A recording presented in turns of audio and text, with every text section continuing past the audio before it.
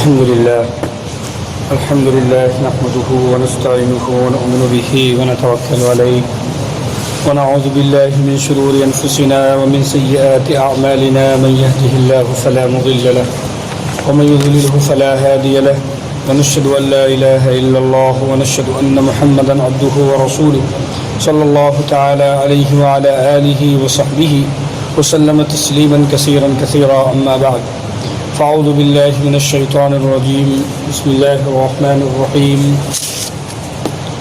أمن خلق السماوات والأرض وأنزل لكم من السماء ماء فأنبتنا به حدائق ذات بهجة ما كان لكم أن تنبتوا شجرها أإله مع الله بل هم قوم يعدلون أمن جعل الأرض قرارا وجعل خلالها أنهارا وجعل لها رواسي وجعل بين البحرين حاجزا أإله مع الله بل أكثرهم لا يعلمون أمن يجيب المضطر إذا دعاه ويكشف السوء ويجعلكم خلفاء الأرض أإله مع الله قليلا ما تذكرون أمن يهديكم في ظلمات البر والبحر ومن يرسل الرياح بشرا بين يدي رحمته أإله مع الله تعالى الله عما يشركون أمن يبدأ الخلق ثم يعيده ومن يرزقكم من السماء والأرض أإله مع الله قل هاتوا برهانكم إن كنتم صادقين. میرے محترم بزرگوں، دوستوں، دینی بھائیوں، معزز خواتین اسلام، ماں و بہنوں، قرآن کریم کی یہ آیات کریمہ سورہ نمل سے متعلق ہیں، اور خاص طور سے ان آیات کریمہ میں اللہ تعالیٰ نے اپنی قدرت کے کچھ نمونوں کا اظہار فرمایا، اپنی قدرت کے دلائل اور اپنی قدرت کی نشانیاں اور اپنی بڑائی اور عظمت کو بیان کیا ہے کہ اللہ رب العالمین کی ذات گرامی کتنی بڑی ہے اور کتنی ہی عظمت والی اور کتنی برکت والی. تو اللہ تعالیٰ نے ان آیتوں میں خاص طور سے دلائل قدرت کو اور خاص طور پر اللہ تعالیٰ نے اپنی وحدانیت کے دلائل، اللہ ایک ہے، وہ اکیلا ہے، وہ کارساز ہے، وہ اس کا کوئی ساجی، اس کا کوئی شریک نہیں ہے، یہ سارے دلائل ان آیات کریمہ میں اللہ تعالیٰ نے بیان فرمائے. تو یہ بھی قرآن پاک کا ایک اہم مضمون ہے. پورے قرآن کریم میں اللہ تعالیٰ نے مختلف مضامین بیان کیے ہیں، لیکن خاص طور سے 3 مضمون بہت اہم ہوتے ہیں جو بار بار ریپیٹ ہو رہے ہیں. سب سے پہلا مضمون توحید کا. قرآن کریم کی شروعات ہوگی، جگہ جگہ اللہ تعالیٰ توحید کے دلائل بیان کریں. توحید یعنی اللہ کو ایک ماننا. ایشور، گاڈ، اللہ ایک ہے، اکیلا ہے، اس کے ساتھ، اس کی بڑائی میں، اس کی عظمت میں، اس کی وحدانیت میں، اس کی قدرت میں کوئی شریک نہیں. وہ اپنے ساتھ کسی کو شریک نہیں کرتا. اپنی کسی بھی معاملے میں سب اس کے خادم اور اس کی مخلوق ہیں، اور وہ سب کا خالق اور سب کا گاڈ اور سب کا خدا ہے. یہ ہے توحید. یہ مضمون قرآن کریم میں مختلف پورے قرآن میں پھیلا ہوا ہے. اور دوسرا مضمون رسالت. اللہ کے آخری پیغمبر امام الانبیاء جناب محمد رسول اللہ صلی اللہ علیہ وسلم اور آپ سے پہلے تمام انبیاء اس روئے زمین پر، تمام پیغمبر اور فرشتادہ اس روئے زمین پر اللہ رب العالمین کی توحید کو لے کر، اللہ کا تعارف لے کر آئے. تمام پیغمبروں نے سیدھی راہ انسانوں کو دکھائی. تو یہ رسالت کا مضمون یہ آئے گا، بار بار اس کو ریپیٹ کیا جائے گا. اور تیسرا مضمون جو خاص ہے وہ ہے آخرت. آخرت، اس زندگی کے بعد ایک زندگی جو آنے والی ہے وہ لامحدود زندگی، وہ کبھی ختم نہیں ہوگی. وہ لامحدود زندگی جس کو آخرت کہتے ہیں، اس کا یقین انسان اس دنیا میں جب تک رہے گا وہ انصاف اور سیدھے راستے پر رہے گا، تو اس کے بعد جو زندگی اس کی آ رہی ہے وہ لامحدود زندگی اور کبھی ختم نہ ہونے والی زندگی ہوگی. ایسی زندگی. تو یہ ہے آخرت کا مضمون، آخرت کا یقین. یہ تین مضمون قرآن کریم میں بہت خاص طور پر بیان کیے گئے. آج جو آیتیں آپ حضرات کے سامنے پڑھی گئی ہیں وہ خاص طور سے توحید کا مضمون. میرے دوستو عزیزو، میری ماؤں بہنوں، توحید کا مسئلہ بڑا اہم ہے. اسی کو ایمان کہتے ہیں، اور اسی ایمان کی بنیاد پر ایک انسان، ایک اللہ کا بندہ اللہ تعالیٰ کی جنت میں اور نعمتوں میں جائے گا، اسی ایمان کی. اور اگر ایمان نہیں ہے تو کہاں جائے گا؟ اللہ نے اس کے لیے جہنم بنائی. اس لیے اصل ایمان ہے. کہیں بھی شرک کی اگر بو آ گئی، شرک کا شائبہ پایا گیا تو اس کے لیے بہت خطرے کی بات ہے. ایمان بہت طریقوں سے ایمان جا سکتا ہے انسان کا. کچھ اعمال ایسے کر لے تو ایمان چلا جائے، زبان سے کچھ ایسے الفاظ کہہ دے تو ایمان چلا جائے، کچھ حرکتیں ایسی کر لے تو ایمان چلا جائے. ایمان کے لوٹنے والی چیزیں اور ایمان کو ختم کرنے والی چیزیں بہت ہیں دنیا میں. بڑے بڑے فتنے قیامت سے پہلے ایمان کے لوٹنے والے رونما ہوں گے. ایسے دجالی فتنہ، یاجوجی فتنہ، یاجوج ماجوج کا فتنہ، اور بہت سے فتنے اس روئے زمین پر، اس دھرتی پر ایمان کے چھیننے والے رونما ہوں گے. اللہ اپنے بندوں کی ایمان کی آزمائش کرے گا کہ دیکھیں میرا بندہ کا ایمان کتنا مضبوط ہے، مجھ سے کہاں تک تعلق اس کا ہے. اور اگر یہ ایمان میں پکا رہا تو دجال جیسا فتنے کا بھی یہ مقابلہ کرے گا، اور اس میں یہ دجال پیچھے ہو جائے گا اور یہ کامیاب ہو جائے گا. اکیلا ایک مومن بندہ اگر ایمان مضبوط ہے، اکیلا مومن بندہ ایک. اس لیے رسول پاک صلی اللہ علیہ وسلم کا ارشاد گرامی کہ دجال پوری دنیا میں جب آئے گا ٹہلے گا، جنت بھی لیے ہوگا، جہنم بھی لیے ہوگا. جو اس کی مانے گا اور اس کو مان کر کے اس کی نعمتوں میں جب اپنے ڈالے گا، جنت میں ڈالے گا، تو وہ اللہ کی جہنم ہوگی. اور جو اس کا انکار کرے گا تو وہ غصے میں آ کر اس کو مارے گا اور اپنی جہنم میں ڈالے گا، وہ اللہ رب العالمین کی جنت ہوگی. کیوں؟ یہ ایمان بچا کر لے گیا. تو دجال کو اتنے کرشمے دیے جائیں گے، اتنی اتھارٹی اور اتنی چیزیں اس کو دی جائیں گی کہ وہ بہت کچھ کرے گا. جو کمزور ایمان والے کہتے ہیں، میرے آقا نے تو ایک حدیث میں یہاں تک فرمایا کہ اس جب فتنہ ظہور ہوگا تو اپنا سر نکال کے جو اس فتنے کا نظارہ کرے گا وہ بھی اسی فتنے کے حوالے ہو جائے گا. ایسا فتنہ آنے والا ہے. آج ہمیں فرصت نہیں ہے دین کی مجلسوں میں قرآن سے جڑنے کی اور ایمان سے جڑنے کی فکر نہیں ہے. آج ہائے دنیا ہمارے اوپر سوار ہے، بس ہائے دنیا اور آرام سکون، کوئی ٹینشن نہیں، نو ٹینشن کا نعرہ. ارے کہیں ضرورت نہیں بیٹھنے کی اٹھنے کی، اپنا موج چائے پیو، موج کرو، اڑاؤ. نہیں میرے دوستو، یہ ان لوگوں کا نعرہ ہے، یہ ان لوگوں کی وہ تمنائیں ہیں جن کی تمنا اللہ دنیا میں خواہشیں پوری کر دے گا. آخرت میں ان کا لا خلاق لهم فی الآخرہ، آخرت میں ان کا کوئی حصہ نہیں ہے. اس لیے اصل ایمان پہ محنت ہے. رسول پاک صلی اللہ علیہ وسلم نے ارشاد فرمایا کہ ایمان بچانا مشکل ہوگا. یصبح مومنا ویمسی کافرا، صبح مومن ہوگا تو شام آئے کہ وہ کافر ہو جائے گا. ایک زمانہ آئے گا. اور یمسی مومنا ویصبح کافرا، شام ہوگی تو مومن لیٹے گا اور جب اٹھے گا صبح سویرے تو وہ کافر ہوگا. ایسے حالات آئیں گے. تو اصل ایمان ہے اللہ کی توحید پر قائم رہنا، اللہ کی توحید پر قائم رہنا.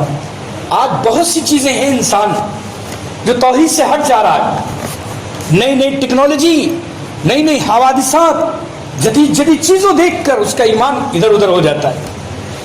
ایمان آج نئی نئی بیماریاں، یہ سب آزمائشیں ہیں. نئی نئی بیماریاں دیکھ کر کدھر کا کدھر چلا جاتا ہے. تھوڑی دیر اللہ کس سے ہٹ جاتا ہے اس کا ذہن. بہت سے لوگ تو مشینروں کو، نئی نئی ٹیکنالوجی کو، سائنسدانوں کو، سائنٹسٹوں کو خدا ماننے لگے. بہت سے لوگوں نے تو ڈاکٹروں کو خدا مسیحا مان لیا کہ آپ ہی خدا ہیں، آپ چاہیں تو مریض بچ سکتا ہے. نہیں، یہ ایسی چیزیں ہیں کہ جو ایمان کو ختم کرنے والی. اس زمانے میں تو ایمان بہت مضبوط تھے، یہ حالات اتنے نہیں تھے. ہاں، ایمان بہت مضبوط تھے، حالات اتنے نہیں تھے. آج حالات اتنے خطرناک ہیں اور اتنی زیادہ فتنے رونما ہیں کہ ایمان ڈگمگا جاتا ہے، تزلزل میں آ جاتا ہے انسان. اس لیے میرے دوستوں، میری ماں بہنوں، بہت ضروری ہے ایمان بچانا.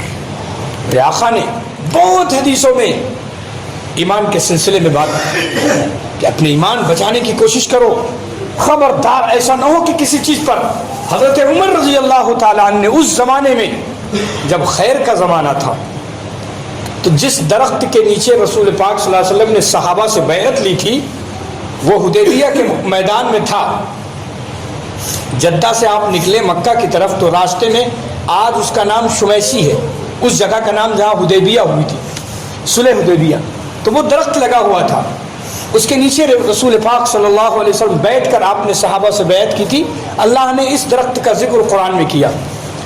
تو حضرت حضور پاک صلی اللہ علیہ وسلم کا زمانہ ختم ہوا، آپ دنیا سے پردہ فرما گئے. حضرت ابوبکر صدیق کا زمانہ آیا، اسی طرح چلتا رہا. فاروق اعظم کا زمانہ آیا تو آپ نے وہ درخت کی طرف نظر کی، غور کیا تو دیکھا کہ کچھ لوگ درخت کے پاس جاتے ہیں یا بیٹھتے ہیں. یا برکتی چیز تھی، برکت کی چیز سمجھی جاتی تھی کہ رسول پاک صلی اللہ علیہ وسلم نے اسی کے نیچے بیٹھ کر بیعت کی تھی اور اسی کے نیچے بیٹھ کر آپ نے بیعت رضوان کی تھی. تو میرے حضرت فاروق اعظم عمر بن خطاب نے دیکھا اس درخت کو کٹوا دیا جڑ سے.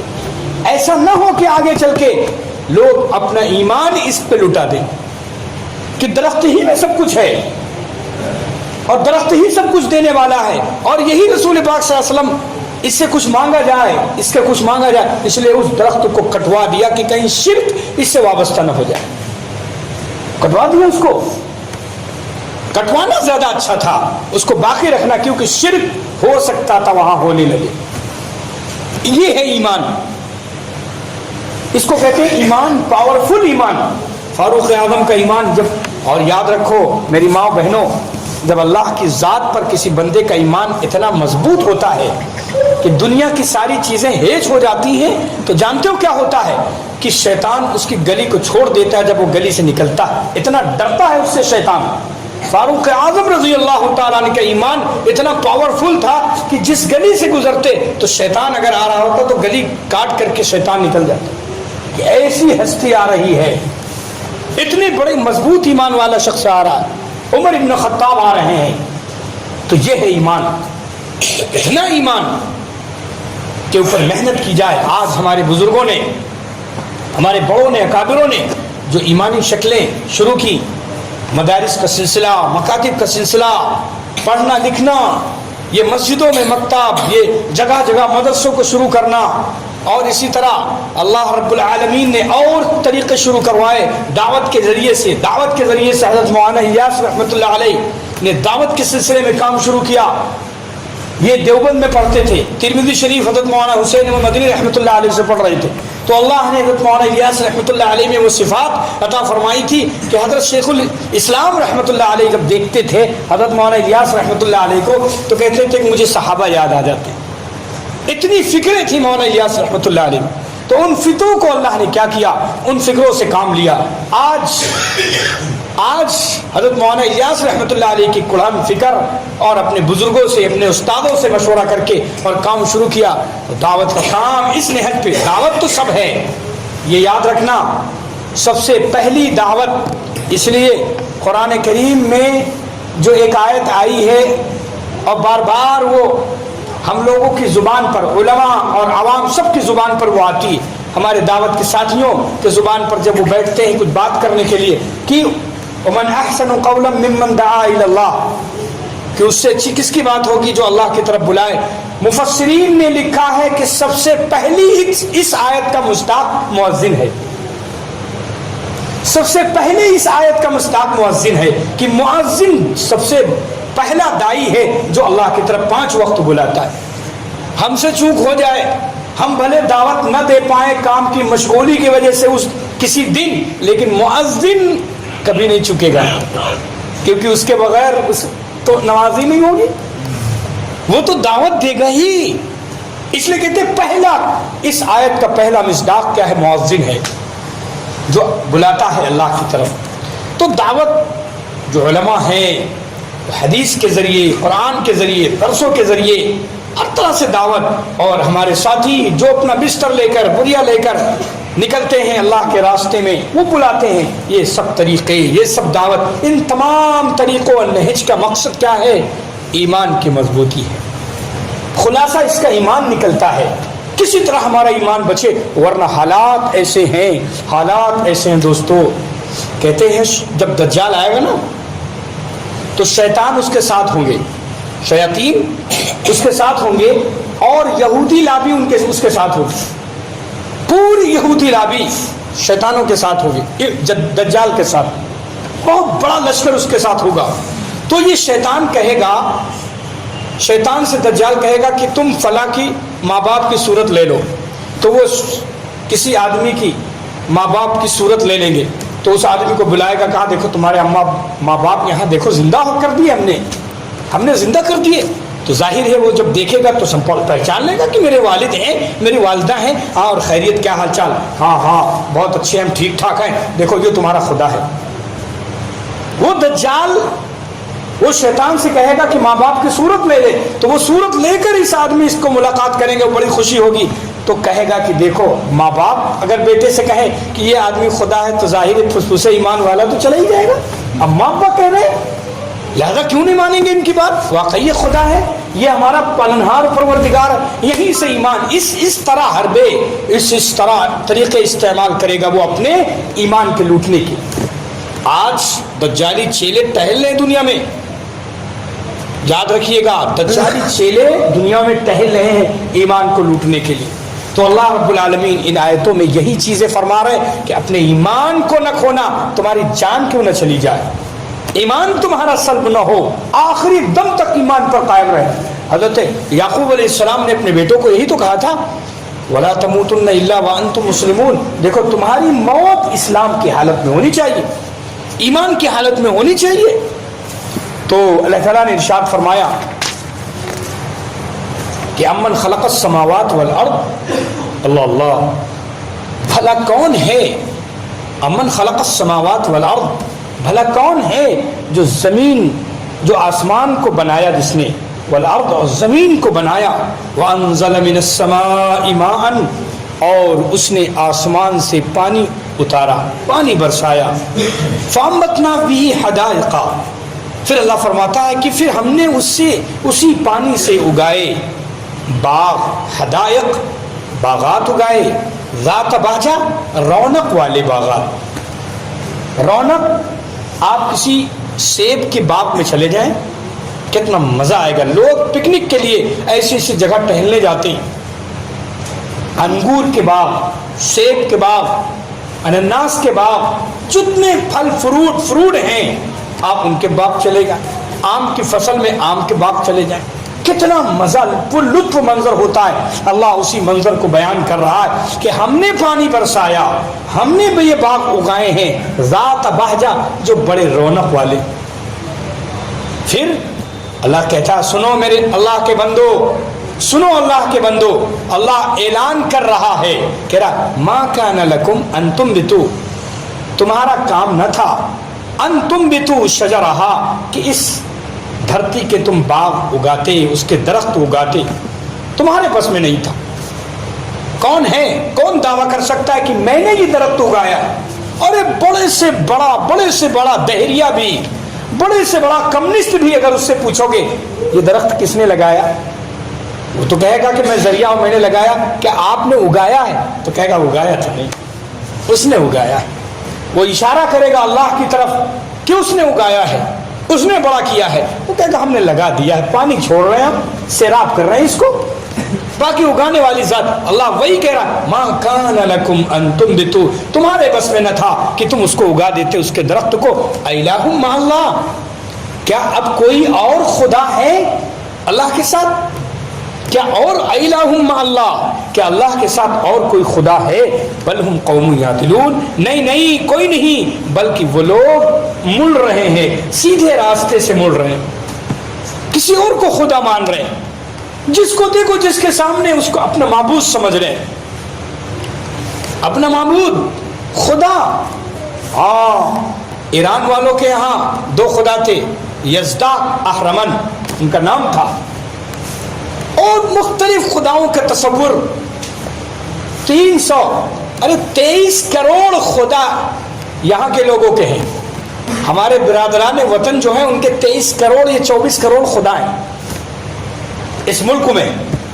اللہ اکبر, خدا کی کمی نہیں کی. 1 ڈھونڈو 1000 ملتے ہیں, اتنا سستا خدا ہو گیا. اللہ اکبر, اللہ اسی کو فرما رہا ہے الہ, ایک خدا برداشت کر نہیں سکتا کوئی. اور پھر دیکھو قدرت کے دلائل, توحید کے دلائل ذرا غور کرو. پھر اللہ نے فرمایا کہ امن جعل الارض, ایک دلیل. دوسری دلیل سنو, اللہ فرما رہا ہے کہ امن جعل, بھلا بتاؤ کس نے بنایا زمین کو قرارن, ٹھہرنے کے لائق. اللہ نے اس زمین کو ٹھہرنے کے لائق بنا دیا. اللہ اکبر, اللہ چاہتا تو اس زمین کو دلدل بناتا. اللہ اس زمین کو دلدل بنا دیتا, جہاں آپ پیر رکھتے تو نیچے چلے جاتا, آپ نیچے چلے جاتے تو آپ اس پر کیسے رہتے, اپنے گھر کیسے بناتے, اپنا خیمہ کیسے لگاتے. اللہ نے اس کو دلدل نہیں بنایا, کیچڑ والی نہیں بنایا, موم کی طرح نہیں بنایا, اتنی کمزور نہیں بنایا. ایک تو یہ کیا, اس لیے المن جعل الارض قرارن, کیا اس نے, کون ہے بھلا, کس نے بنایا زمین کو قرار, ٹھکانے والی جگہ, ٹھہرنے کی جگہ. اور اللہ نے یہ بھی نہیں کیا کہ اس زمین کو تانبے والی زمین بنا دیتا, لوہے کی زمین بنا دیتا کہ آپ اس پر کچھ کام ہی نہ کر سکے. ٹھہرنے کی جگہ تو ہو جاتی لیکن آپ اس سے کام کو نہیں لے سکتے. ایک کیل ٹھوکنا آپ کے لیے مشکل ہو جاتا. آپ بڑی بڑی بلڈنگیں کھڑی کر دیتے ہیں اس میں پلر ڈال کر کے, وہ بلڈنگوں روکے ہوئے زمین. ایسی معتدل زمین بنائی کہ نہ بالکل دلدل بنایا نہ بالکل سخت بنایا, درمیانی اور معتدل بنائی. یہ اللہ کی نعمت نہیں تو اور کیا ہے, یہ اس مالک کی قدرت نہیں تو اور کیا ہے کہ اس نے اس زمین کو اس طرح بنایا, آپ کے مطلب کی, آپ کے لائق اور آپ کی جو ہے آپ کی مرضی کے مطابق بنا دیا. جس طرح چاہے اس کو زمین کا سینہ چیرے, چاہے پانی نکالے, چاہے بلڈنگیں بنائے, چاہے جو کچھ کرے, وہ نہ انکار نہیں کرے گی. یہ ہے اللہ کی قدرت. امن جعل الارض قرارن, بھلا کون ہے جس نے بنایا زمین کو قرارن, ٹھہرنے کی جگہ. وجعل خلالها, پھر اللہ فرماتا ہے اور اسی درمیان کے ذریعے اسی زمین کے بیچ میں اللہ نے جاری کی نہریں. اللہ سب کچھ بیان کرتا ہے. اللہ نے کچھ چھوڑا ہی نہیں اس قرآن میں. ساری سائنس, ساری ٹیکنالوجی اور ساری جو ہے چیزیں, جغرافیہ, سب کچھ بیان کر دیا. کچھ نہیں چھوڑا اللہ نے بندوں کے لیے. بندے اس کو پڑھیں, سمجھیں اور اسی سے موتی, ہیرے موتی نکالتے چلے جائیں, سب کچھ ملے گا. اللہ فرما رہا اسی کے درمیان زمین کے بیچ سے ہم نے نہریں نکالی. کتنی نہریں, کون بتائے گا کتنی نہریں دنیا میں, کوئی بتائے گا نہیں. کتنی نہریں. اور یہ تو ہمارا ملک ہندوستان, بھارت, یہ بھارت ہمارا ملک نہروں کا مجموعہ ہے. کہتے ندیوں والا یہ ملک ہے, نہروں والا یہ ملک ہے.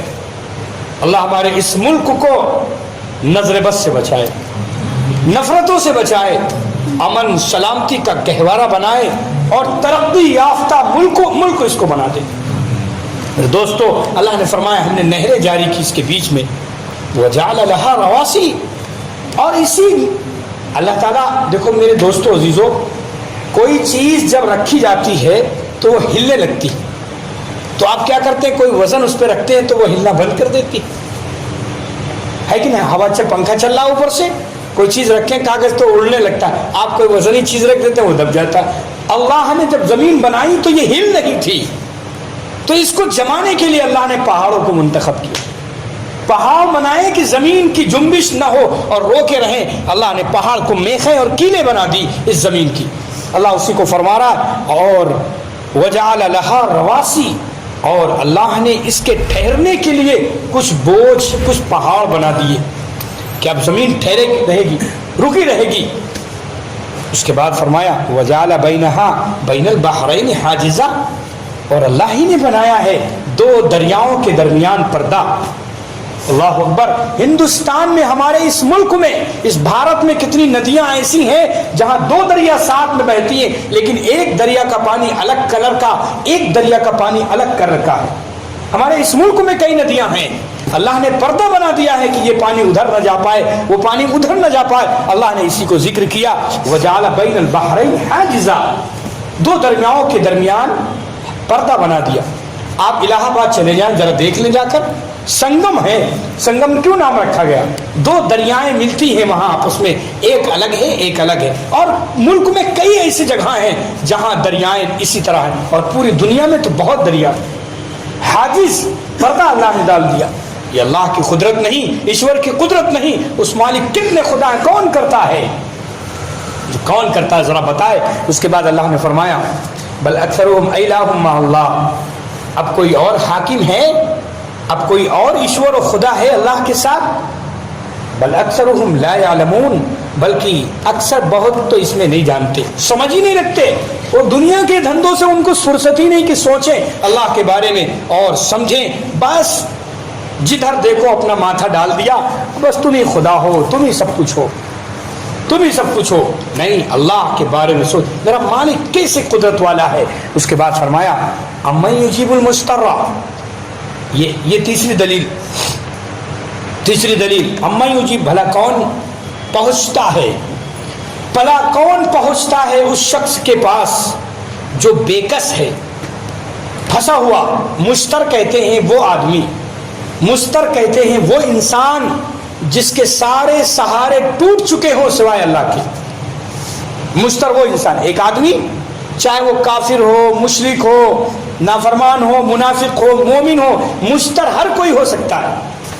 مستر کہتے ہیں، علامہ قرطبی رحمۃ اللہ علیہ نے اور دوسرے مفسرین نے لکھا ہے مستر وہ شخص ہے جس کے سارے سہارے ٹوٹ چکے ہوں، ایک سہارا صرف اللہ کا، ایشور کا باقی ہو. انسان کہیں پھنستا ہے، کہیں دریا میں یا کہیں زمین پہ سفر کر رہا ہوتا ہے، تو کہیں اچانک کوئی حادثہ ہوا، پھنس گیا اس میں. اب اس کے سارے سہارے ٹوٹ رہے ہیں، کوئی سہارا نہیں، ساری مشینیں فیل ہو چکی ہیں. تو اب کیا سہارا ہے اس کے؟ کیا سہارا؟ صرف ایک سہارا. جہاز والے جب جہاز کی مشینیں بھی ان کی فیل ہوتی، چاہے پانی کا جہاز ہو چاہے ہوائی جہاز ہو، تو ذرا ان سے پوچھے جو جہاز کرش ہوتے ہیں، ان جہاز والوں سے، پائلٹ سے پوچھئے، یا ان کی کوئی ایسی سائنسدانوں سے پوچھئے کہ کیا کیفیت ہوتی. وہ آخر میں جب ان کو بھی ہوش ہو جاتا ہے کہ اب جہاز اونچائی پر ہے اور کرش ہونے والا، ہم بھی نہیں بچیں گے، تو وہ یاتریوں سے اور خود کہتے ہیں کہ اب ایشور کی پرارتھنا کرو، پوجا کرو، اس کی عبادت کرو، اس کے سوا کوئی نہیں ہے جو بچا سکے. اور کبھی ایسا ہوتا ہے کہ اس جہاز میں کوئی ایسا نیک انسان، اللہ کا مشتر انسان ہوتا ہے جس کے دل سے دعا نکلتی، اور وہ کرش ہونے کے قابل تھا جہاز، لیکن وہ بچ جاتا ہے. تو بچ جاتا ہے اس بندے کی دعا کی وجہ سے.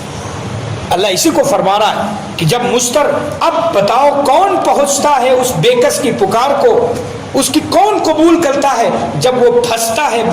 مستر کہتے ہیں وہی جس کے سہارے ٹوٹ گئے ہوں. اذا دعاہ، جب وہ اس کو پکارتا ہے، اس کو پکارتا ہے. اس کے بعد ویکشف السوء، اور جب وہ پکارتا ہے ایسی حالت میں، دیکھو مستر میں نے بتایا کہ کوئی بھی ہو سکتا ہے، مذہب سے تعلق نہیں اس کا تو اللہ کی، کیونکہ اس وقت جو دل سے دعا نکلے گی وہ دل سے ہوگی، کسی ریلیجن سے، مذہب سے تعلق نہیں ہوگی. وہ تو صرف ایشور کو، جس طرح اللہ کو ماننے والا ہوگا، جس کیفیت سے اس کو پکارے گا کہ بھئی اب کوئی سہارا نہیں، اب آپ ہی سہارا، آپ ہی سہارا، تو ہاتھ اٹھائے گا. تو اللہ رب العالمین سن لیتے ہیں کبھی کبھی، اور اس کے بعد اس کی مصیبت کو ٹال دیتے ہیں. ایک ہمارے عزیز تھے، بوڑھے تھے، ہم بہت چھوٹے بچے تھے، تو وہ پانی سے جہاز سے سفر کرتے تھے. وہ حج پانی کے جہاز سے جایا جاتا تھا. تو کہتے ہیں ہم لوگ گئے، وہ حج سے واپس آئے تو وہ بیان کر رہے تھے، اور وہ بچپن میں ہم نے سنا، تو ابھی یاد ہے وہ چیز، کہ کہنے لگے کہ بڑے زور سے بیان کر رہے تھے کہ جب ہمارا جہاز وہاں پہنچا، 20 سمندر میں تھا، تو رات کو طوفان آیا، اور طوفان آنے کے بعد ساری مشینیں فیل ہو گئیں جہاز کی، اب کیا کریں اب کیا کریں؟ بس سب لوگوں کو اعلان ہوا کہ بھائی اللہ سے بہترین مبارک سفر پہ ہیں، بس اللہ سے لو لگاؤ، اللہ سے لو لگاؤ۔ تو سارے لوگ، کوئی سجدے میں ہے تو کوئی رکوع میں ہے تو کوئی قیام میں ہے، کوئی دعا میں ہے، اس طرح اللہ سے لو لگائی، اور اللہ نے ان مشتروں کی بات سن لی، دعا سن لی، اور اللہ نے وہ تکلیف دور کر دی، وہ طوفان ختم ہوا اور ہمارا جہاز آگے بڑھا۔ کہتے ہیں شیخ زکریا رحمۃ اللہ علیہ نے اپنی کتاب میں وہ واقعہ بیان کیا مشترکہ، کہ ایک کلی تھا، بڑا نیک انسان کلی تھا، بہت نیک پاک باز تھا۔ ایک ظالم تھا، خوخار ڈکیت، تو وہ جا رہے تھے سفر پہ، کلی جا رہا تھا اپنے سفر پہ، تو وہ ڈکیت کہنے لگا کہ بھائی ہمارے پاس ہمارا گھوڑا نہیں ہے، ہماری سواری نہیں ہے، اپنے ساتھ بیٹھا لو۔ تو اس نے، وہ رحیم تھا، کریم تھا، ہمدرد تھا، اس نے بیٹھا لیا۔ جب بیٹھا لیا، وہ کیا سمجھے کہ یہ ڈکیت ہے، یہ لٹیرا ہے، لہذا اس کو بیٹھالنے کے بعد کچھ دور پہنچا تو دو راستے ملے، ایک راستہ انجان تھا اور ایک راستہ چالو تھا۔ تو وہ کلی کہنے لگا کہ چلو ادھر سے جا، کہنے لگا وہ ڈکیت کہنے لگا نہیں بھائی اس طرف سے چلو، یہ راستہ بڑا قریب ہے، ہم جانتے ہیں اس کو، یہ راستہ بہت صاف ستھرا۔ کہنے لگا بھائی چلو اسی راستے سے۔ وہ آخر میں جنگل میں ختم ہو گیا، وہاں ہڈیاں پڑی ہوئی تھی کچھ۔ اب جیسے ہی یہ اوپر سوار یہ ڈکیت اترا گھوڑے سے، اور اس نے خنجر نکالا اور کلی کے لگا دیا کہ سارا سامان دو، سب کچھ دے دو۔ تو کلی نے کہا بھائی سب لے لے اور ہمیں چھوڑ دے۔ کہا میں سب کچھ لوں گا اور تجھے چھوڑوں گا نہیں، ماروں گا تجھے۔ تو لکھا ہے حضرت نے کہ اس نے کہا اچھا ایک کام کرو، ایک میری خواہش ہے، وہ یہ ہے کہ 2 رکعت نماز۔ دیکھو یہ ہے مشتر اصل، کوئی سہارا نہیں صرف اللہ کے سہارے کے علاوہ، مالک ایشور کے خدا کے سہارے کے علاوہ کوئی سہارا نہیں۔ کہا 2 رکعت نماز۔ تو کہا جلدی جلدی پڑھ لو۔ سب لوگوں نے 2 رکعت نماز پڑھی، جن کو ہم نے مارا ہے۔ تو اس نے اللہ کے سامنے نیت باندھی ہے، اور جو رونا شروع کیا ہے، اور کچھ نہیں زبان پہ آ رہا تھا، سورہ فاتحہ پڑھ کے کوئی آیت نہیں، یہی آیت اس کی زبان پہ آئی، امن یجیب المضطر اذا دعاہ ویکشف السوء ویجعلکم خلفاء الارض۔ یہ آیت آتی ہے اس کی زبان پر، اللہ کا فرشتہ ایک نمودار ہوتا ہے تلوار ہاتھ میں لیے ہوئے، یہ اپنی نماز جلدی سے پوری کرتا ہے، اور وہ فرشتہ آگے آ رہا ہے اس ڈکیت کی طرف، اس ڈاکو کی طرف، اور مارتا ہے، اس کی گردن الگ ہو جاتی ہے، اور اس کے بعد وہ زمین پہ گر کے آگ کے شعلے نکلنے لگتے۔ اتنا ظالم انسان تھا کہ زمین پر گرتے ہی شعلے نکلتے، جہنم میں پہنچ گیا، وہ نرک میں پہنچ گیا وہ۔ تو اب یہ جب مر گیا تو وہ کلی کہتا ہے، وہ نیک انسان کہتا ہے بھائی آپ کون ہیں، کہاں سے آئیں؟ تو وہ کہنے لگا کہ وہ فرشتہ کہنے لگا میں امن یجیب المضطر کا غلام ہوں۔ دیکھو ہر آیت کا کوئی نہ کوئی اللہ نے فرشتہ بیٹھا رکھا ہے، حفظت اس کو کہتے ہیں۔ تو اس آیت کا بھی ایک فرشتہ ہے، اس کو کہتے ہیں، وہ کہ میں اس کا غلام ہوں، لہذا جب تم نے دل سے یہ دعا کی اللہ سے، تو میرے اللہ نے مجھے بھیجا کہ جاؤ اور میرے بندے کی حفاظت کرو، تو میرے اللہ نے بھیجا ہے اور میں اس کا غلام ہوں۔ تو یہ ہی میرے دوستوں، عزیزوں، میری ماں بہنوں، کہ جب دل سے لو لگتی ہے اللہ کی طرف تو اللہ اس کی حاجتوں کو، ضرورتوں کو پورا کرتے ہیں۔ پھر فرمایا کہ اب اذا ویکشف السوء، اور اللہ اس تکلیف کو دور کر دیتا ہے۔ اس کے بعد ویجعلکم خلفاء الارض۔ دیکھو اس سلسلے میں یاد رکھو میرے دوستوں عزیزوں کہ دعا اللہ کو بہت پسند ہے، بندے کی دعا۔ اس لیے روایتوں میں آتا ہے، مشکاہ شریف کی بھی روایت ہے، اور امام بخاری اور امام مسلم رحمۃ اللہ علیہ نے بھی لکھا ہے کہ دعا کے مسئلے میں یہ لکھا ہے کہ بندہ جب اللہ سے دعا کرتا ہے، اللہ سے جب بندہ دعا کرتا ہے تو اس کی دعا رد نہیں ہوتی۔ میرے آقا نے فرمایا 3 لوگوں کی دعا تو بالکل رد نہیں ہوتی، انہیں پوری کی جاتی ہے اللہ کے۔ ایک مسافر کی دعا، ایک مظلوم کی دعا، اور تیسرے باپ کی دعا، ماں باپ کی دعا اپنے بچے کے حق میں، یہ رد نہیں کی جاتی کبھی بھی۔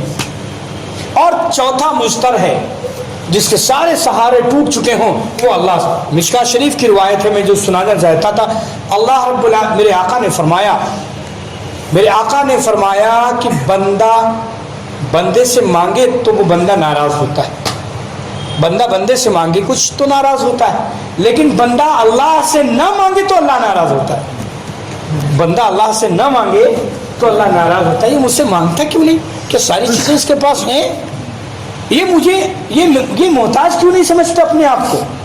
یہ مستغنی ہو چکا ہے کیا؟ فرعون کی طرح، شداد کی طرح یہ مانگتا نہیں مجھ سے، تو اللہ سے جو نہ مانگے اللہ ناراض ہوتا ہے۔ اس لیے میرے دوستو دعا، اس لیے حدیث میں آیا کہ الدعاء مخ العبادہ، دعا عبادت کا مغز ہے، گودا ہے، اس لیے دعا میں کبھی غفلت نہ کرنی چاہیے، خوب دعا کرنی چاہیے، قرآن کے بعد، نماز کے بعد، نفل نماز کے بعد، فرض نماز کے بعد، اور اسی طرح کوئی نیک کام کرنے کے بعد دعا کی جائے۔ اللہ دعاؤں کو رد نہیں کرتے۔ اسی یہی حال ہے کہ سارے سہارے ٹوٹ جائیں بندے کے، پھر اللہ سے لو لگائے۔ اس لیے یاد رکھو یہی ایمان کی جانچ ہوتی ہے، جب سارے سہارے ٹوٹ جاتے ہیں تو بندہ کدھر رخ کرتا ہے، کہاں رخ کرتا ہے؟ اور وہ دوسرے لوگ تو کیا کرتے ہیں، کہیں درخت کے پاس جاتے ہیں تو کہیں پہاڑوں کے پاس جاتے ہیں، کہیں پتھروں سے مانگ رہے ہیں، کیوں؟ کہتے ہیں اس سے نہیں بنا تو اس سے بن جائے گا کام، اس سے نہیں بنا تو اس سے کام بن جائے گا، کہیں سے کام نہیں بنتا تو آخر میں کہاں آتے ہیں؟ کہتے ہیں ایشور جو چاہے گا وہ ہوگا، آخر میں اسی ذات کے پاس آتے ہیں۔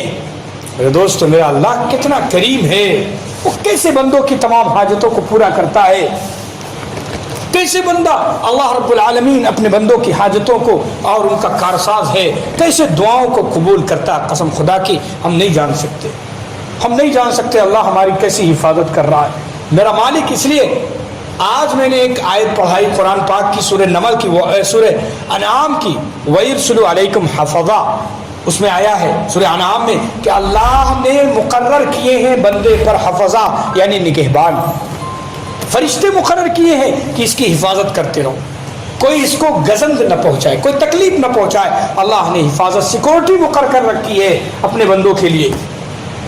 اور ان اللہ یدافع عن الذین آمنوا، اللہ ڈیفنس کرتا ہے ایمان والوں کی طرف سے، ڈیفنس کرتا ہے، دفاع کرتا ہے کہ میرے بندے پر کوئی آنچ نہ آنے پائے، میرے بندے پر کوئی تکلیف میرے بندوں کو۔ اس لیے حدیث پاک میں اللہ کے پیغمبر نے فرمایا من عادی لی ولیا فقد آذنتہ بالحرب، جو میرے ولی کو تکلیف پہنچائے میرا اس سے اعلان جنگ ہے۔ لہذا مومن بندہ اللہ کا ولی ہے، اللہ اعلان کرتا ہے کہ جو میرے ولی کو تکلیف پہنچائے میرا اعلان جنگ ہے اس سے۔ لہذا اللہ کے ولی کیسے بنیں گے، اللہ کے دوست کیسے بنیں گے؟ اللہ سے مانگ کر، اپنے آپ کو محتاج سمجھ کر کے، اور اللہ کی عبادت کے ذریعے، نوافل کے ذریعے، قرآن کے ذریعے بندہ اللہ کا ولی گناہوں کو چھوڑ دے اور اللہ کی طرف جھک جائے، کہتے ہیں یہ ولی اللہ کا ہے۔ اس لیے میرے دوستو پھر فرمایا کہ وَيَجْعَلُكُمْ خُلَفَاءَ الْأَرْضِ، اور وہ کرتا ہے تم کو نائب اگلوں کا، یعنی دنیا کا، اس زمین کا خلیفہ بنایا۔ الہ مع اللہ، کیا کوئی اور معبود حاکم ہے اللہ کے ساتھ؟ تم بہت کم دھیان کرتے ہو۔ چوتھی دلیل امن یہدیکم فی ظلمات البر والبحر، کون ہے بھلا، کون ہے جو تمہیں راستہ دکھاتا ہے جنگل کے اندھیروں میں اور دریا کے اندھیروں میں؟ کوئی آدمی جنگل میں پھنس جائے، اندھیرا ہو، اس کی لائٹ کام نہ کرے، اور یا دریا کے سمندر گر جائے وہ، تو وہاں اندھیرا ہی اندھیرا ہے، تو کون ہے جو راستہ دکھاتا ہے؟ کون ہے جو راستہ دکھاتا ہے؟ اللہ۔ میرے دوستو عزیزو، قسم خدا کی اگر یہ سمجھ لے بندہ، ایک ہستی ہے جو راستہ دکھانے والی، ایک ہستی ہے جو راستہ دکھانے والی، وہ ہستی اللہ کی ذات، تو کبھی اللہ کی نافرمانی نہیں کرے۔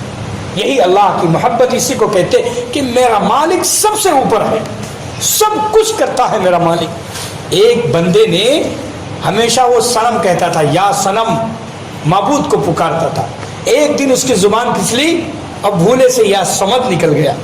صمد اللہ کی صفت ہے، صنم یہ معبود کی صفت ہے، اور صمد اللہ کی صفت ہے۔ یہ صمد مانے بے نیاز، کسی کا محتاج نہیں، ساری مخلوق اس کی محتاج، اس کو صمد کہتے ہیں۔ تو اس کی زبان سے صمد نکل گیا، اللہ نے آواز دی لبیک یا آپ کی، اے میرے بندے کیا بات ہے، بتا بتا کیا بات ہے، تو نے مجھے پکارا ہے؟ تو فرشتے کہنے لگے اللہ میاں اس کی زبان پھسل گئی، یہ تو صنم پکار رہا ہے، یہ تو آپ کے ساتھ شرک کر رہا تھا، یہ تو ہمیشہ غیروں کو پکارتا رہا، لیکن آج اس کی زبان پھسل گئی ہے اور آپ کو پکار رہا ہے۔ تو میرے اللہ نے، میرے مالک نے رب العالمین فرشتوں سے کہتا ہے، میرے فرشتوں یہ میرا بندہ ہی تو ہے، اس نے اگر بھولے سے بھی پکار دیا مجھے تو میری شان یہ ہے کہ میں اس کی بات کا جواب دوں اور لبیک کہوں۔ میرے بندے کیا بات ہے میرے دوستو، یہ ہے میرا مالک کہ بندے کے حال پر اتنا مہربان۔ کل میں نے ایک روایت پڑھائی، وہ روایت یہ آئی کہ صحابہ کرام کا مجمع تھا، ایک عورت کو دیکھا میرے آقا نے کہ بچے کو گود میں چمٹائے ہوئے اور دودھ میں لگائے ہوئے اور بالکل چھوڑ نہیں رہی اس کو۔ میرے آقا نے فرمایا صحابہ سے کہ یہ بتاؤ اس ماں کو اپنے اس بچے سے کتنی محبت ہے؟ صحابہ نے فرمایا کہ اے اللہ کے رسول، یہ تو اس سے زیادہ کون محبت کرنے والا ہوگا، اس سے زیادہ کون محبت کرنے والا ہوگا اپنی یہ اس بچے کی ماں سے زیادہ؟ میرے آقا جناب رسول اللہ صلی اللہ علیہ وسلم نے ارشاد فرمایا، اے صحابہ سن لو، میرا مالک اس ماں سے کئی زیادہ اپنے بندے سے محبت کرتا ہے، اپنے بندے سے محبت کرتا ہے، اس سے کہیں زیادہ۔ کہتے 100 رحمتیں اللہ کی تھی، 100 رحمتیں اللہ کی تھی۔ حدیث مشکاہ شریف کی حدیث ہے کہ 100 رحمتیں اللہ کے قبضے میں ہیں، ایک رحمت صرف اتاری ہے زمین پر اور 99 رحمتیں اس کے پاس ہیں، ایک رحمت اتاری ہے۔ تو میرے آقا نے فرمایا ایک رحمت کا اثر یہ ہے کہ ایک جانور بھی اپنے بچوں پر رحم کرتا ہے، جانور بھی اپنے بچوں پر رحم، یہ اسی ایک رحمت کا اثر ہے۔ اور جس کے پاس 99 رحمتیں ہوں، اس ذات کریمی کا کیا حال ہوگا؟ دم احتساب داور نہ وہاں ہے کوئی اپنا، تیرے چشمہ کرم کا نہ ملا کوئی کنارہ۔ اللہ کے چشمہ کرم کا کوئی کنارہ ہے ہی نہیں۔ اللہ کی ذات وہ ہے میرے دوستو، پہچانو اللہ کو، اپنے مالک کو۔ ہم کہاں جا رہے ہیں؟ دنیا کی ٹیکنالوجی، دنیا کی جدید چیزوں پہ اپنے ذہن کو ہٹاؤ، اپنے مالک سے تعلق اپنا جوڑو، تہجد میں اپنے اللہ سے اپنا تعلق قائم کرو، اور یہ دنیا تمہیں ہیچ نظر آئے گی، کچھ نہیں نظر آئے گا اللہ کے سوا۔ ہمارے بزرگوں، ہمارے ولی اللہ اسی نسبت سے اللہ کے ولی بنتے، ہر چیز میں ان کو اللہ دکھائی دیتا ہے، میرا اللہ دکھائی دیتا ہے۔ اس کے بعد فرمایا اللہ نے کہ کون ہے جو تمہیں دریا کی اور جنگلوں کی تاریکیوں میں روشنی دکھاتا ہے، راستہ دکھاتا ہے۔ اس کے بعد فرمایا وَمَن يُرْسِلِ الرِّيَاحَ، اور ہواؤں کو کون چلاتا ہے؟ وَمَن يُرْسِلِ الرِّيَاحَ، یہ جو ہوائیں چلتی ہیں، ٹھنڈی ٹھنڈی ہوائیں لگتی ہیں، بشرم خوشخبری دینے والی ہوائیں، اس کی رحمت سے چلتی ہیں۔ یہ کون الہ مع اللہ، کہ اللہ کے سوا کوئی حاکم ہے؟ تعالی اللہ عما یشرکون، وہ بلند ہے، وہ عالی شان ہے، وہ بے نیاز ہے تمہاری ان شرک چیزوں سے، شرک کرنے والے معبودوں سے۔ کتنی گروپ کہتے 25 پہ۔ اس کے بعد اللہ نے ارشاد فرمایا، آگے دیکھو 5ویں دلیل، پھر آخری دلیل ہے یہ 5ویں، امن یبدأ الخلق ثم یعید، آخری بات سن لو۔ پھر اللہ فرما رہا ہے کہ بھلا کون ہے جو تمہیں پہلی مرتبہ تم کو پیدا کیا، پہلی مرتبہ تم کو پیدا کیا، اور اس کے بعد ثم یعیدہ، پھر وہ تمہیں دوبارہ لوٹائے گا اسی جان کی طرف۔ ہاں میرے دوستوں ذرا غور کرو، ایک روایت میں کل پرسوں میں نے 2-3 دن ہوئے ایک روایت آئی میرے سامنے، وہ روایت یہ تھی کہ انسان روزانہ اس کا مشاہدہ کرتا ہے، اسی زندگی کا۔ اللہ نے فرمایا قرآن میں بار بار کہ تمہیں مارے گا، تمہیں زندہ کیا ہے، ماں کے پیٹ سے زندہ کیا، تم دنیا میں رہے جتنے دن رہے، پھر تمہیں مارے گا، پھر ایک دن مار کر کے تم ہڈی ہو جاؤ گے، چورا چورا ہو جاؤ گے، زمین میں مل جاؤ گے، مکس ہو جاؤ گے، تمہارا پتہ نہیں رہے گا، پھر اللہ تعالیٰ تمہیں زندہ کرے گا۔ تو اس بات کا لوگ انکار کرتے ہیں، کہتے ہیں دنیا میں مزہ لوٹو، کھاؤ پیو، بس یہی زندگی ہے، کوئی اور زندگی ہے وہی نہیں، کچھ نہیں، سب دھوکہ ہے، دھوکہ اور فریب ہے۔ یہ عقیدہ لوگوں کا ہے۔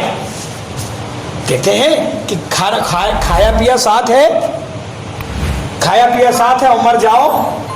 بعض لوگ کہتے ہیں سینے پہ ہاتھ ہے، یہ ایک محاورہ بنا لیے لوگوں نے، لیکن اصل کیا ہے؟ مر جانے کے بعد زندگی ہے. دیکھو روزانہ مشاہدہ ہو رہا ہے، اس چیز کا مشاہدہ روزانہ ہم کرتے ہیں. کیوں؟ ہم شام تک تو رہتے ہیں ٹھیک ٹھاک، چلتے پھرتے رہتے ہیں، شام تک چلتے پھرتے رہتے ہیں کہ نہیں؟ اس کے بعد جب سونے کے لیے بستر پر جاتے ہیں اور سو جاتے ہیں تو پھر کیا ہوتا ہے؟ ہمیں کچھ پتہ رہتا کہ رات بھر ہمارا ہاتھ کہاں گیا، ہمارے کان کیسے رہتے، ہمارے پیر کہاں گئے، کچھ پتہ نہیں. اب بعض بچے تو مائیں پریشان ہیں اتنا ان بچوں سے، کہتے ہیں یہ بہت ٹہل ٹہل کے سوتا ہے، پورے بیڈ پہ سوتا ہے یہ لڑکا میرا، پورے سب کے اوپر سوار رہتا ہے، یہ کہیں تو ہاتھ پڑا ہوا ہے کہیں پر، یعنی کہتے ہیں النوم اخو الموت، نیند بھی موت کی ایک بہن ہے. نیند بھی موت کی بہن ہے کہ موت جیسے نیند آتی ہے انسان کو کچھ پتہ نہیں رہتا اور صبح ہو جاتی ہے. روزانہ مشاہدہ. اور صبح کے بعد خیرین جیسے ہی اذان ہوتی ہے فجر کی تو اللہ کے نیک بندے ملور والے ماشاءاللہ جگ جاتے ہیں. میں یہی گمان کرتا ہوں، امید کرتا ہوں اللہ کے ذات سے کہ سارے ملور والے بہنیں اور بھائی فجر کی اذان میں جگ جاتے ہیں. اللہ پوری امت کو یہ توفیق عطا فرما دے. صبح بہت سے لوگوں کی صبح ہوتی ہے 9-10 بجے، تو ان سے پوچھا کہ آپ کی صبح کے 9-10 بجے؟ تو ہم نے تو ایک اللہ کے بندے نے کہا بھائی ہماری تو صبح فجر کے وقت ہوتی، جب اذان ہوتی یہ صبح ہے. تو بہرحال تو اب صبح اٹھتا ہے تو دیکھو یہ شکل روزانہ کی ہے. دن میں آرام سے ٹہلا، یہ ہے زندگی. اس کے بعد نیند آئی تو یہ گویا کہ موت ہے. پھر اللہ نے صبح اس کو جگایا، گویا کہ یہ دوبارہ زندہ ہونا حشر کے میدان کی. روزانہ مشاہدہ ہے. اس بات کا تو یقین ہے لیکن اس بات کا یقین نہیں کر رہا ہے. اللہ اکبر، ہمیں سمجھ عطا فرمائے. اس بات کا روزانہ یقین ہے کہ ہم سو جاتے ہیں، ہم جگتے ہوئے سوتے پھر اٹھ جاتے ہیں. یہی تو اللہ کہہ رہا ہے کہ ہم اس زندگی کو، جو اس زندگی میں کرتوتے کرو گے، ہم تمہیں ماریں گے اور مٹی میں ملا کر پھر ہمیں تمہیں مٹی سے اٹھائیں گے، جگائیں گے. اس کا انکار کر رہے ہو، اس کا انکار کر رہے ہو. کیسی عقلیں ہیں؟ اللہ اسی کو فرما رہا ہے، کہتے ہیں کہ اَمَّن يَبْدَأُ الْخَلْقَ، بھلا وہ ذات جو پیدا کرا، پہلی مرتبہ اس نے پیدا کیا، ثُمَّ يُعِيدُهُ، پھر وہ دوبارہ پیدا کرے گا. وَمَن يَرْزُقُكُمْ، اور تمہیں رزق کون دیتا ہے آسمان سے اور زمین سے؟ اِلَٰهٌ، آسمان اور زمین سے بھی رزق. آسمان سے رزق کیسے ملتا؟ وہ پیکٹ اترتی ہے، وہ ہیلی کاپٹر پھینک رہے ہیں، وہ آسمانی رزق نہیں، وہ تو تعاون ہے. آسمانی رزق، پانی برسنا، موسموں کا آنا، گرمی کا آنا، یہ بھی رزق کا ذریعہ. بہت سی گرمی کے مصلحت سے اللہ بہت سے رزق کا انتظام کرتا ہے. سردی آتی ہے تو سردی کی وجہ سے بہت سے رزق کا انتظام ہوتا ہے. ہمیں سردی لگتی تو پریشانی، گرمی لگتی تو پریشانی، بارش آتی تو پریشانی، لیکن اللہ نے آرام رکھی ہماری. اگر یہ سردی گرمی یہ موسم نہ ہو تو چیزیں کیسے ہمیں ملے کھانے کو، جو سردی کی چیزیں، جو گرمی کی چیزیں، جو بارش کے ذریعے ہوتی ہیں؟ یہ تو مصلحت خداوندی ہے. میرا مالک کریم ہے اس لیے سب کچھ کر رہا ہے. کہتے ہیں رسول پاک صلی اللہ علیہ وسلم، ایک آیت آئی قرآن کی کہ اے پیغمبر اگر آپ کو اختیار دے دیا جائے تو ان ظالموں کو آج ہی عذاب دے دیں. اور واقعی ہم عذاب اگر ہمیں اختیار دے دیا جائے تو اتنا غصہ ہمیں ہے اور اتنی ہے کہ کوئی بھی شرابی کبابی دنیا میں بچنے نہ پائے، ڈھونڈ کے اس کو ختم کرے، ہم عذاب دیں. لیکن میرا اللہ مہلت دیتا ہے، اتنا کریم ہے، وہ فوراً عذاب نہیں دیتا. وہ ظالموں کو 3 سال شداد نے جنت بنوائی لیکن عذاب نہیں دیا. 800 سال کے بعد اس کی پکڑ کی، 800 سال کی اس کی زندگی تھی، اس کی پکڑ کی تو اللہ فوراً عذاب نہیں دیتا. الہ مع اللہ، اب کوئی حاکم ہے اللہ کے ساتھ؟ قل ہاتوا برہانکم، لاؤ اپنی دلیل پیش کرو. اللہ کے سوا، ایشور کے سوا تم بہت سے جو لوگوں کو خدا مانتے ہو، کوئی دلیل لاؤ کہ واقعی یہ خدا ہیں، کچھ کر سکتے ہیں، ان کا کوئی اختیار ہے. یہ زمین و آسمان کی کچھ چیزیں جو ہم نے بیان کی کچھ بنا سکتے ہیں، کوئی دلیل لاؤ. قل ہاتوا برہانکم ان کنتم صادقین، اگر تم دعوے میں سچے ہو، اگر تم دعوے میں سچے ہو کوئی دلیل لا کر دکھاؤ. دوستو یہ آیتیں آئیں جو توحید کے دلائل میں اگر کہوں کہ تفسیر میں نے کر دی تو کچھ نہیں کیا، میں نے تو ترجمہ کیا ہے اللہ کے اس کلام کا. میرے دوستو کما حق کہوں، کوئی حق اس کا ادا کر دے، یہ میرے خیال سے بس سے باہر ہے. نبی کے علاوہ، امام الانبیاء کے علاوہ، میرے آقا جناب محمد رسول اللہ صلی اللہ علیہ وسلم کے علاوہ اس کا حق نہیں ادا کر سکتا. اس لیے جو کچھ کہا گیا اللہ کی توحید کے سلسلے میں اور رب العالمین کی وحدانیت کے سلسلے میں، اللہ ہمیں اپنی ذات کا یقین عطا فرمائے، اپنی ذات سے مانگنا عطا فرمائے اور اپنی ذات پر ایمان کامل عطا فرمائے، اسی پر زندہ رہیں، اسی پر موت عطا فرمائے. دعا فرمائے. الحمدللہ رب العالمین. یا اول الاولین یا آخر الاخرین یا ذل، اے اللہ اے میرے مالک، اللہم صلی وسلم علی سیدنا و نبینا محمد وعلی آلہ وصحبہ اجمعین. اے اللہ ہمارے گناہوں کو معاف فرما، اے اللہ ہماری خطاؤں کو معاف فرما، اے اللہ ہماری لغزشوں کو درگزر فرما، اے اللہ جو کہا سنا گے عمل کی توفیق نصیب فرما. اے میرے مالک میرے آقا، ہم سب کے گناہوں کو معاف فرما، خطاؤں کو معاف فرما. اے اللہ ہمیں جو بیمار ہو شفا عطا فرما. اے اللہ جو پریشان حال ہے پریشانی کو دور فرما. اے اللہ جو جس لحن سے بھی پریشان ہیں بھائی بہنیں جو آئے ہیں، اے اللہ ان کی تمام پریشانیوں کو دور فرما، تمام جائز مرادوں کو دور فرما دے. اے اللہ امن و سلامتی قائم فرما. اے اللہ ہمارے مال اولاد میں برکت عطا فرما. کاروباری حالات اے اللہ بدتر سے بدتر ہیں، اے اللہ اچھا سے اچھا فرما دیجیے. اے اللہ اچھا سے اچھا فرما دیجیے. اے اللہ ہر ایک کو اے اللہ اس کی روٹی کا انتظام کر دیجیے، اس کی روزی کا بہترین اور برکت والا انتظام کر دیجیے. اے اللہ ہمیں ایمان کامل پر زندہ رکھ اور ایمان کامل پر موت عطا فرما.